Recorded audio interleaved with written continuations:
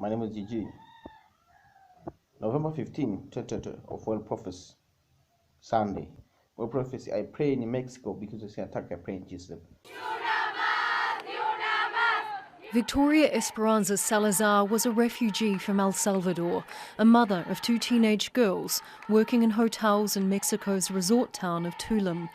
Now she's the face of protests against violence towards women and police brutality.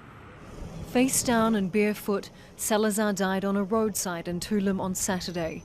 Police officers restrained her on the pavement and threw her body into the back of a pickup truck. The state prosecutor says officers used excessive force. The police technique of body control that was applied and the level of force used was disproportionate, immoderate and with a high risk to life. According to an autopsy report, Salazar died of a broken neck after police officers knelt on her.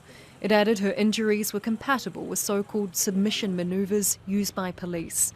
Salazar's mother compared her death to that of African-American George Floyd in the United States last May. They already gave a report that my daughter's neck was broken, and they broke a lot of ribs because there were 3 men and a woman on top of her.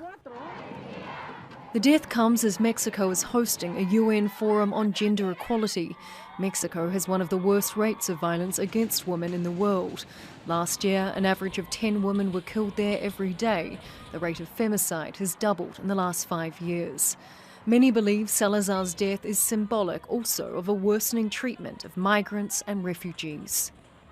The police in the streets treat very hard the migrants.